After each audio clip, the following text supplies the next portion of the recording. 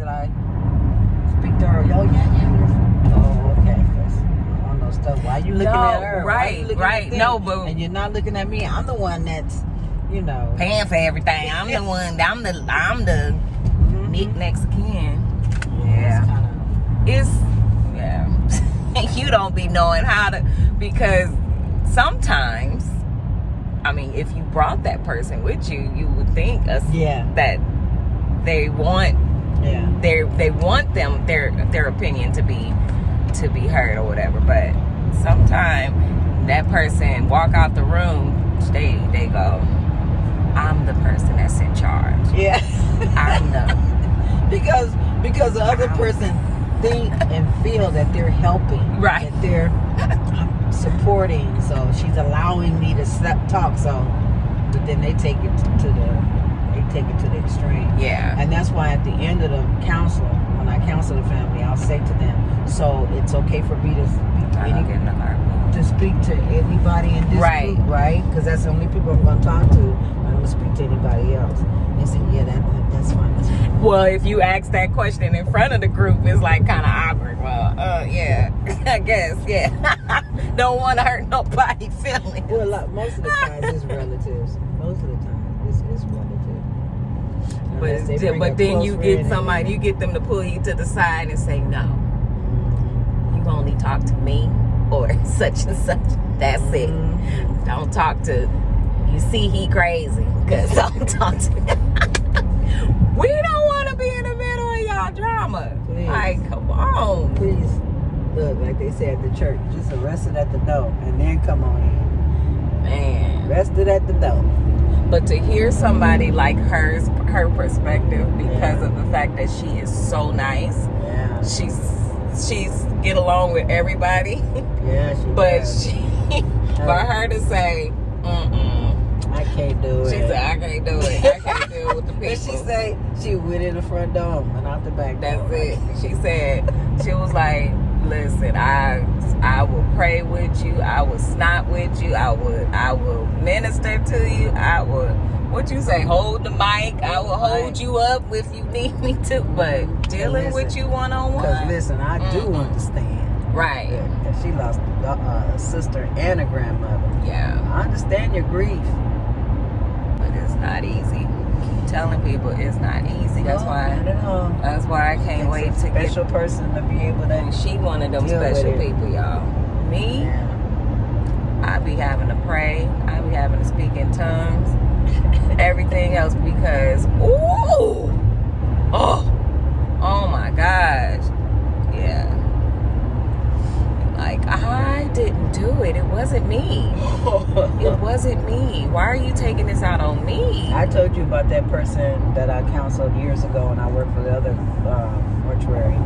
Threw the register book in my face, and it took all of the Jesus in me to hold my peace. My husband said, "I'm so glad you didn't call me." I said, "I'm glad I didn't either. Listen, I didn't need you to go up there. I got a food." I just said, "Excuse me," and went on in the back, and I wanted to scream and holler. Hey, then and they use everything. But why was they mad? Why were they mad? I can't even remember why. Why and what they were upset about. It was more, and then during that time we didn't have no limit on who can come. But down through the years, we realized that we only need to work with the person that is the person that is actually making the decisions. Right. We don't need everybody's opinion. Y'all do that at home. Come to an agreement, and then bring 2 other people with you to your arrangement. See, that's how we do it. Now, not all funeral homes do it like that, but that's how we send them the emails. That's how we do it. First of all, we do it that way because we're very humble in size, and when the office fills up really quickly, and then the second reason is because you get too many people coming in, and they all have their own opinions, and ain't nobody got no money. And then them be the ones that don't have no money. Yeah, and then the person that's in charge, sometimes they're not vocal about, saying like, no, it's me, you need to talk to me. They'll let everybody say what they gotta say. Then they'll pull you to the side and say, no, it's just me. Okay, that puts me in an awkward position because it's more than just you in there. So I'm gonna need you to voice that, please, because I can't just ignore this person talking over here and this person talking over here. And I can't. You have to say something. I need you to say something because these people will cuss you out.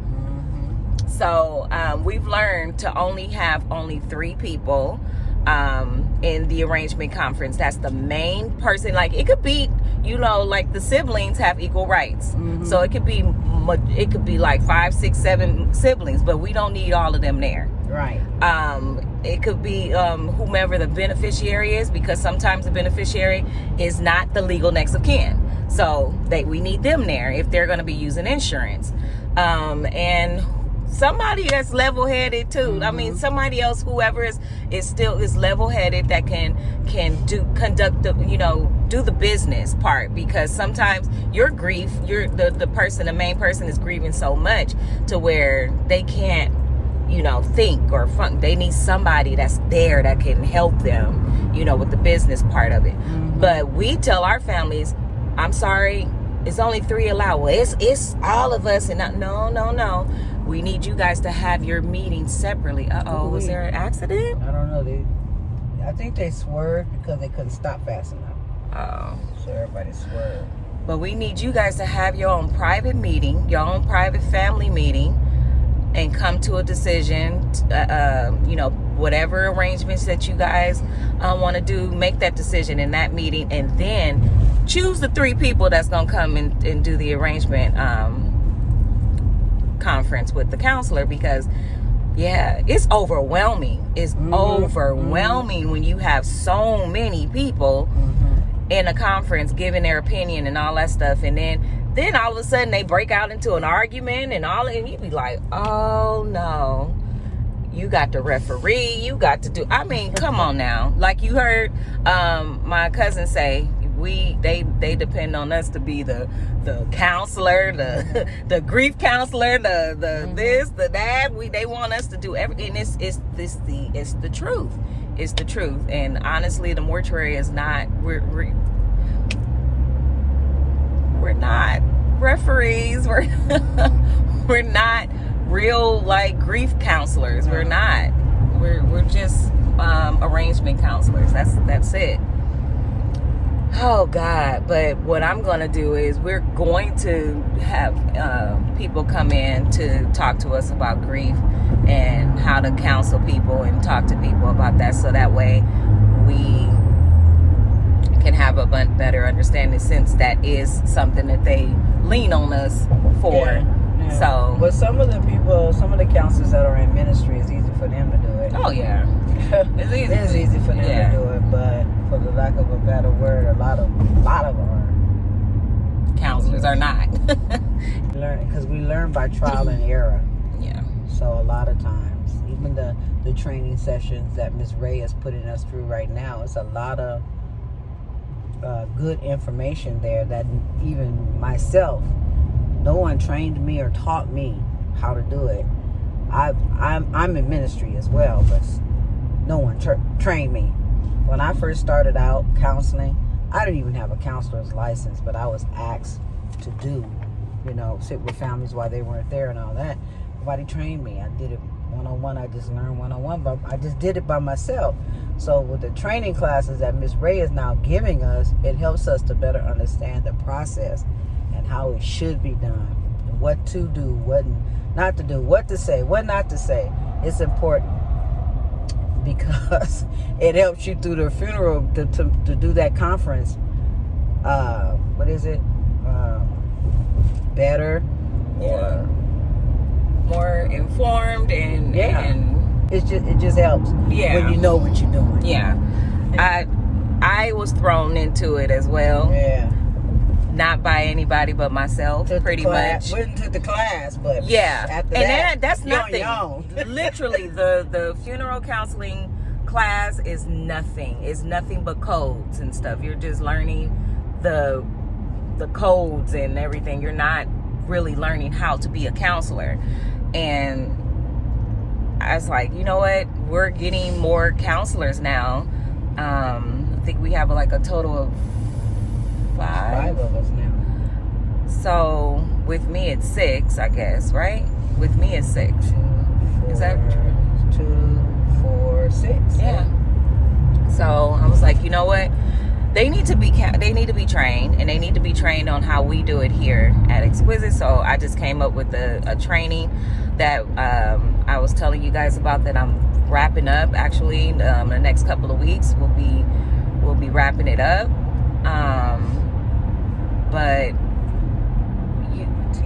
to throw people out there and just say, hey, work with this family, or even to have them shadow you on, you know, we're still gonna do that. Still have to have them shadow us for a little while, on you know, to give them more experience on how to handle families or whatever. But still, to just do that and not have any type of training on the documents and how to present those and all of that is just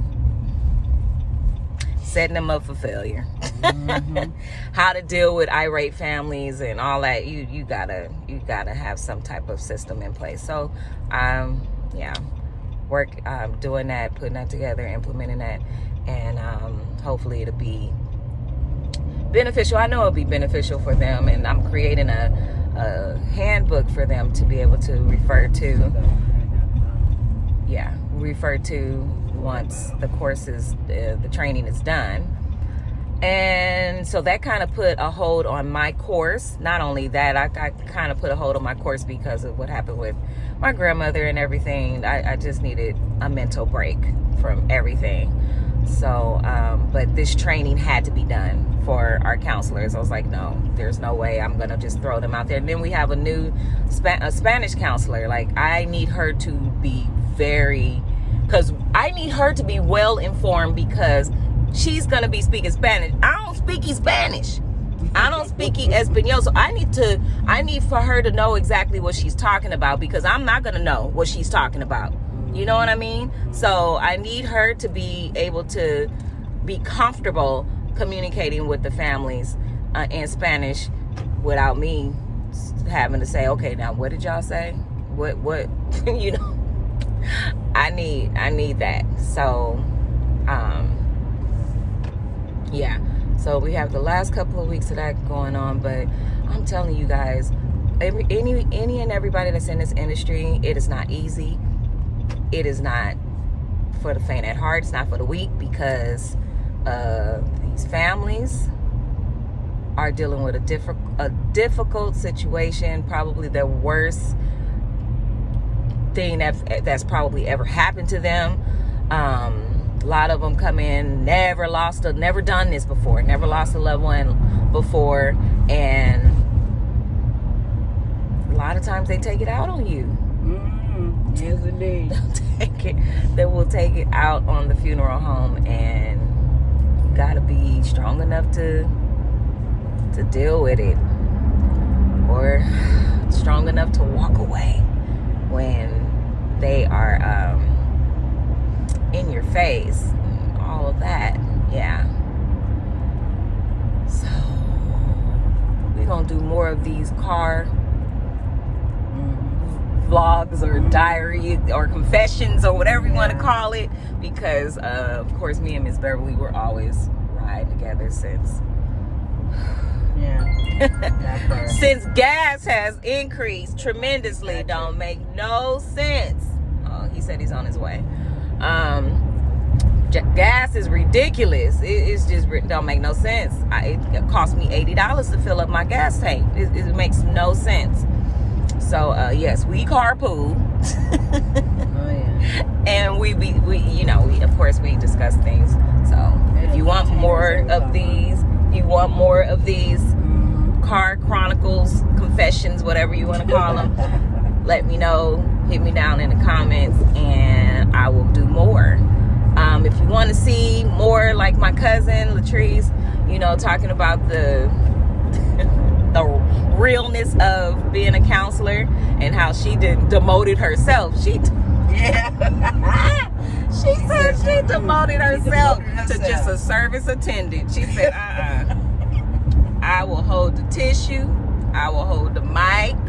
I will pass out the tissue. She said, I just can't deal with the families one-on-one. But if you want some more raw stories about people in the industry that's just like giving you the, what they call it in the church, unadulterated truth. Unadulterated. Yes, then we got it. We got it over here for you, no problem. So comment below, give me a thumbs up if you like this video, and share it, and that's it. Yeah. Oh, and subscribe if you haven't even subscribed. Come on now, you should be a subscriber. So I'll talk to you guys later. Hopefully, yeah, you have a busy week, busy day. So yeah, I'll talk to you guys later.